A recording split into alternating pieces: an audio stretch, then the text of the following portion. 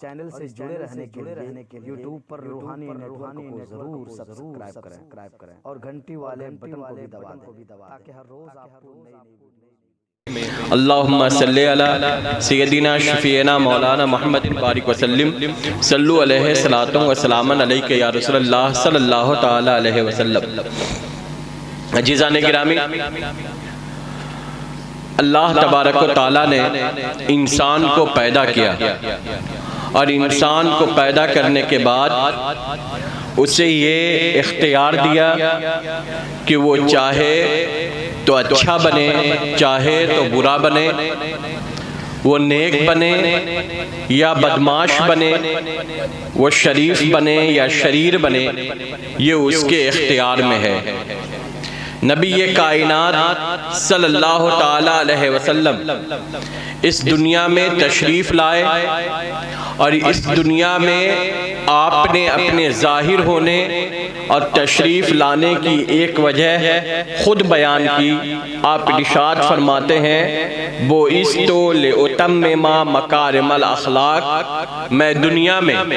اس لیے ظاہر ہوا ہوں، میں دنیا میں اس لیے بھیجا گیا ہوں تاکہ اچھے کردار کو،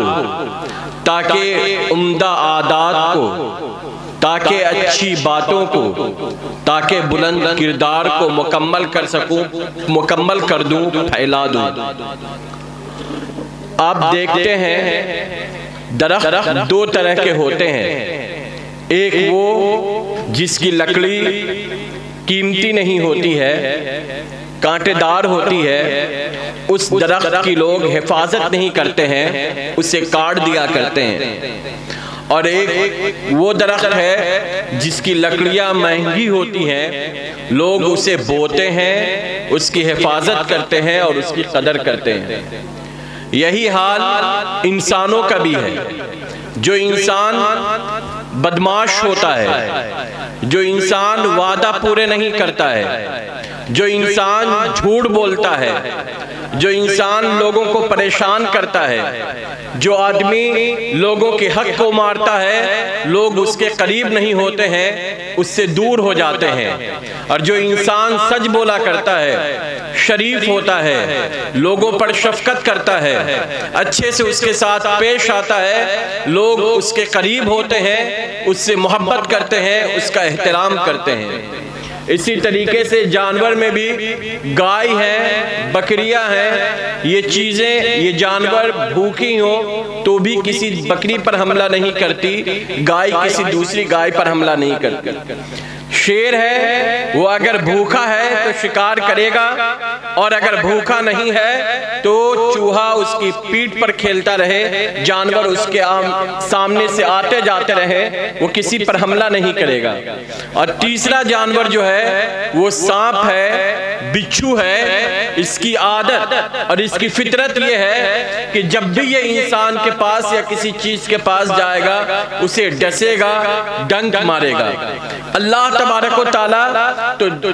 جانور میں سانپ، بچھو یہ انتہائی نچلے درجے کے ہیں۔ اللہ تبارک و تعالیٰ قرآن میں اس انسان کے بارے میں جو انسان جھوٹا ہے، جو انسان دغاباز ہے، جو آدمی فریب دیتا ہے، جو حرام کھاتا ہے، جو ماں باپ کی عزت نہیں کرتا ہے، جو بچوں کی صحیح پرورش نہیں کرتا ہے، جو استاد کا ادب نہیں کرتا ہے، جو سماج میں اتفاق پیدا نہیں کرتا ہے، اللہ تبارک و تعالیٰ کہتا ہے اولئک کالانعام بل ھم اضل، ایسا آدمی جانور کی طرح ہے، بلکہ جانوروں کی طرح نہیں، اس سے بھی نچلے درجے کا ہے، اس سے بھی کمزور درجے کا اور گھٹیا درجے کا ہے۔ اولئک ھم الغافلون، ایسا آدمی غفلت میں جی رہا ہے، ایسا آدمی بے ہوشی میں جی رہا ہے، ایسا آدمی نادانی میں جی رہا ہے، ایسا انسان جانوروں سے بھی گیا گزرا، فالتو اور بیکار ہے۔ آپ دیکھیں نبی کائنات صلی اللہ تعالی علیہ وسلم آئے، آپ نے اخلاق کی تعلیم دی۔ اخلاق تین طرح کے ہوتے ہیں، ایک کو اخلاق حسنہ کہا جاتا ہے، دوسرے کو اخلاق کریمانہ کہا جاتا ہے، اور تیسرے اخلاق کو اخلاق عظیمہ کہا جاتا ہے۔ اخلاق حسنہ کا مطلب یہ ہے کہ آپ کسی کے اوپر ظلم نہ کریں، کسی کے اوپر زیادتی نہ کریں، کسی کو پریشان نہ کریں، لیکن اگر کوئی آپ پر زیادتی کر رہا ہے، پریشان کر رہا ہے، آپ کے حق کو مار رہا ہے، تو آپ اسے معاف کر دیں، اور اگر معاف نہیں کرتے ہیں، بدلہ ہی لینا چاہتے ہیں، تو اتنا ہی لیں جتنا اس نے آپ کے ساتھ کیا ہے۔ قرآن پاک میں اللہ تبارک و تعالیٰ ارشاد فرماتا ہے ان النفس بالنفس والعین بالعین والاذن بالاذن والسن بالسن، یعنی اگر بدلہ لینا ہے تو جان مار دیا ہے تو جان کے بدلے میں جان، آنکھ توڑ دیا ہے تو آنکھ کے بدلے میں آنکھ، کان کاٹ دیا ہے تو کان کے بدلے میں کان، دانت توڑ دیا ہے تو دانت کے بدلے میں دانت، یعنی تمہیں اگر بدلہ لینا ہے تو جتنا اس نے زیادتی کی ہے، جتنا اس نے تمہارے حق کو مارا ہے، جتنا اس نے تمہیں پریشان کیا ہے، بس اتنا ہی لینا ہے، اس سے زیادہ نہیں لینا ہے۔ یہ اخلاق کا سب سے نچلا درجہ ہے۔ حضرت موسیٰ علیہ نبینا علیہ السلام کی امت کو یہ اخلاق اپنانے کے لیے کہا گیا، اس اخلاق کے مطابق زندگی گزارنے کے لیے کہا گیا۔ کبھی کبھی ہم سنتے ہیں کوئی سماج کا لیڈر یا جسے بڑا مانا جاتا ہے وہ کہتا ہوا نظر آتا ہے کہ میں اینٹ کا جواب پتھر سے دوں گا۔ جب کوئی انسان یہ کہتا ہے کہ میں اینٹ کا جواب پتھر سے دوں گا تو وہ یہ کہہ رہا ہوتا ہے کہ اگر اس نے مجھے تھوڑا سا مجھ پر زیادتی کی ہے تو میں اس سے کہیں زیادہ اس کے ساتھ زیادتی کرنے والا ہوں۔ یہ کہنا، یہ بولنا اس بات کا اعلان ہوتا ہے، اظہار ہوتا ہے کہ یہ جملہ جو کہہ رہا ہے، یہ بات جو کہہ رہا ہے، یہ عادل نہیں ہے، یہ حق پرست نہیں ہے، یہ انصاف کے راستے پر چلنے والا نہیں ہے۔ اگر عادل اور حق پرست ہوتا اور انتقام اور بدلہ لینا ہی چاہتا تو بس اتنا ہی لیتا جتنا اس کے ساتھ ظلم اور زیادتی کیا گیا ہے، لیکن جب یہ کہہ رہا ہے کہ میں اس سے بڑھ کر انتقام لینے والا ہوں تو گویا کہ وہ دوسرے لفظوں میں کہہ رہا ہے کہ میں انتہائی سخت انتقام لینے والا ہوں، میں ظالم ہوں، میں جابر ہوں، میں بڑھ چڑھ کر کے انتقام لینے والا ہوں، میں کہیں زیادہ حد سے گزر کر کے اپنے ظلم کا بدلہ لینے والا ہوں، میں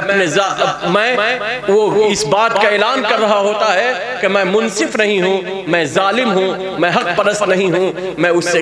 میں حق کو توڑنے والا ہوں، میں حق کے راستے کو چھوڑنے والا ہوں، میں حق سے راستے کو توڑ کر کے اس سے کہیں زیادہ ظلم اور زیادتی کی طرف بڑھنے والا ہوں۔ اس کے بعد دوسرا اخلاق جو ہے اسے اخلاق کریمانہ کہا جاتا ہے۔ یہ وہ اخلاق ہے جو حضرت عیسیٰ علیہ نبینا علیہ السلام کی امت کو اپنانے کے لیے کہا گیا۔ اس اخلاق کا مطلب یہ ہے کہ اگر کوئی آپ کے ساتھ زیادتی کر رہا ہے تو اس زیادتی کو سہ لینا ہے، برداشت کر لینا ہے، اس سے بدلہ نہیں لینا ہے، اس کے لیے دعا کرنا ہے۔ حضرت عیسیٰ علیہ نبینا علیہ السلام کو ایک آدمی گالی دے رہا ہے، حضرت عیسیٰ برا بھلا کہہ رہا ہے، حضرت عیسیٰ علیہ نبینا علیہ السلام اسے دعائیں دیتے چلے جا رہے ہیں۔ ایک تیسرا آدمی وہاں پر کھڑا ہو کر کے آپ کو دیکھ رہا ہے، وہ کہتا ہے اے پیغمبر یہ آدمی آپ کو برا بھلا کہہ رہا ہے اور آپ اسے دعائیں دیتے چلے جا رہے ہیں۔ تو حضرت عیسیٰ علیہ نبینا علیہ السلام نے ارشاد فرمایا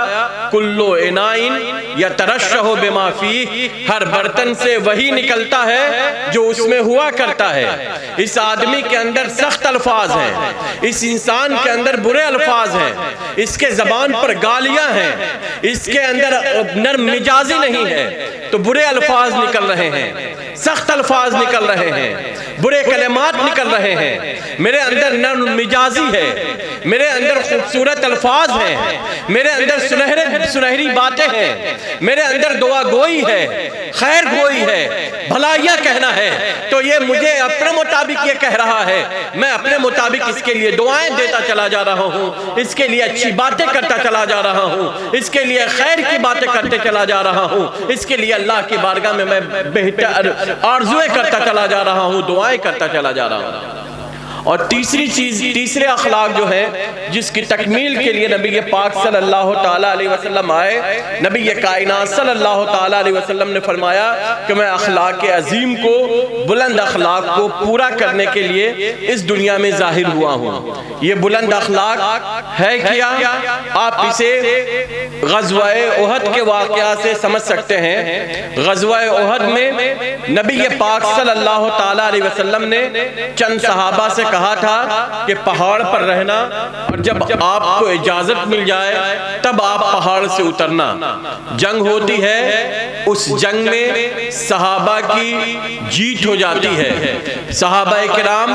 میدان سے سامان سمیٹنے لگتے ہیں۔ وہ صحابہ جو پہاڑ پر ہیں وہ سوچتے ہیں کہ اب تو جنگ فتح ہی ہو چکی ہے، نیچے صحابہ سامان سمیٹ رہے ہیں، ہم چل کر کے ان کی مدد کرتے ہیں۔ وہ پہاڑ سے اتر جاتے ہیں۔ حضرت خالد رضی اللہ تعالیٰ عنہ اس وقت تک اسلام نہیں لائے تھے، آپ بھی وہاں شامل تھے، آپ بھاگ رہے تھے۔ جب آپ نے دیکھا کہ پہاڑ کا راستہ خالی ہے تو آپ پھر پلٹ کر کے دوبارہ حملہ کر دیتے ہیں، اور جو صحابہ سامان سمٹ رہے تھے، جب پیچھے سے حملہ ہوتا ہے تو اس میں 70 صحابہ کرام شہید ہو جاتے ہیں۔ خود نبی پاک صلی اللہ تعالیٰ علیہ وسلم کے چچا شہید ہو جاتے ہیں۔ نبی پاک صلی اللہ تعالیٰ علیہ وسلم کو اس کا کافی احساس ہوتا ہے۔ نبی پاک صلی اللہ تعالیٰ علیہ وسلم ان صحابہ پر محبت کی نظر نہیں کر رہے ہیں جنہیں نبی نے کہا تھا کہ آپ پہاڑ سے نہ اترنا۔ نبی پاک صلی اللہ تعالیٰ علیہ وسلم ان صحابہ سے ناراض ہیں۔ اللہ تبارک و تعالیٰ آیت اتارتا ہے، نبی کائنات صلی اللہ تعالیٰ علیہ وسلم سے کہتا ہے وَاعْفُ عَنْهُمْ، اے مصطفیٰ آپ ان صحابہ کو، وَاعْفُ عَنْهُمْ، اے مصطفیٰ آپ ان صحابہ کو معاف کر دیں، آپ ان کی غلطیوں کو نظر انداز کر دیں، ان کی خطاؤں کو بھول جائیں، ان کی لغزشوں کو بھول جائیں۔ اس کے بعد اللہ تبارک و تعالیٰ دوسری چیز فرماتا ہے وَاسْتَغْفِرْ لَهُمْ، اے میرے پیارے آپ صرف ان کی غلطی، ان کی اجتہادی غلطی، ان کی نادانی کو معاف نہ کریں بلکہ ان کے لیے اللہ کی بارگاہ میں دعا بھی کریں۔ اور صرف دعا نہیں کرنا ہے، پھر اللہ تبارک و تعالیٰ کہتا ہے وَشَاوِرْهُمْ فِي الْأَمْرِ، ان صحابہ سے آپ مشورہ بھی لیتے رہیے اپنے کاموں میں، یعنی آپ کو صرف دعا کر کے، آپ کو صرف معاف کر کے انہیں چھوڑ نہیں دینا ہے، ان سے رشتہ ناتا جوڑے رکھنا ہے، انہیں اپنے قریب رکھنا ہے، انہیں ہر کام میں شامل رکھنا ہے۔ تو جب کوئی آدمی کوئی غلطی کرتا ہے اور سماج کے لوگ اسے معاف کر دیتے ہیں، اس کے لیے دعا کرتے ہیں، اسے اپنے ساتھ رکھتے ہیں، جب 3 کام کوئی کرتا ہے تو پھر وہ بلند کردار والا کہلاتا ہے،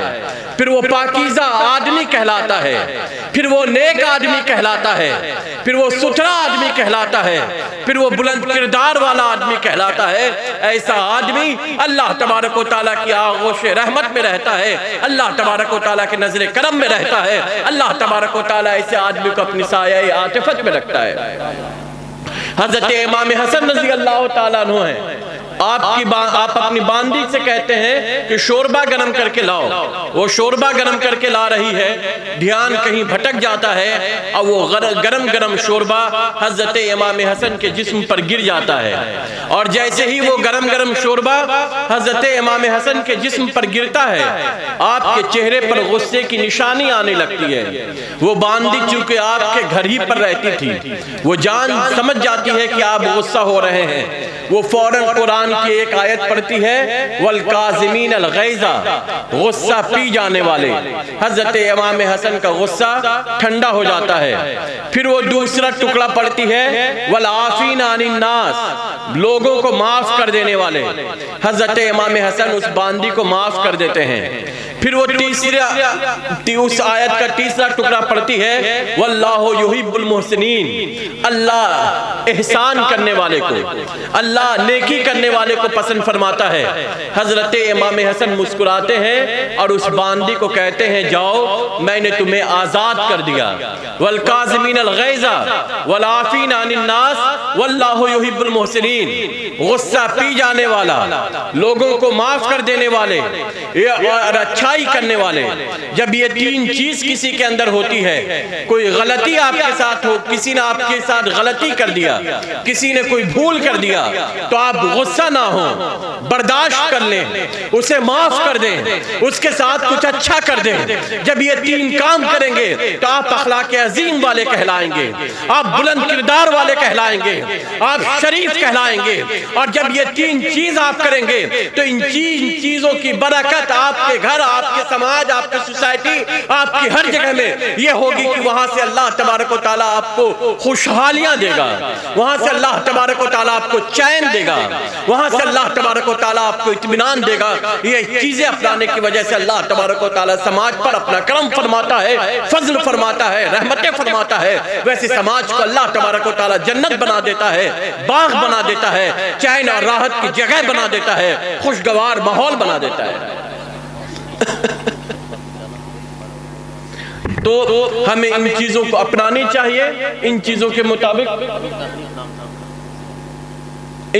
مطابق ہمیں زندگی گزارنے کی کوشش کرنی چاہیے، بلند اخلاق کو اپنانا چاہیے۔ ہم تمام لوگ محمد حنیف مرحوم ان کے ایصال ثواب کے لیے یہاں پر حاضر ہوئے ہیں۔ ہم سب دعا کرتے ہیں اللہ تبارک و تعالیٰ ان کی بخشش فرمائے، ان کی آخرت کی دنیا کو خوشگوار دنیا بنائے، ان پر فضل فرمائے، ان کی قبر پر اپنی رضا اور رحمت کی بارشیں فرمائے۔ اللہ تبارک و تعالیٰ انہیں آخرت میں آرام اور اطمینان سے رکھے، اپنے آغوش رحمت میں رکھیں۔ آئیں صلاۃ السلام پڑھیں۔ السلام علیکم ورحمۃ اللہ وبرکاتہ۔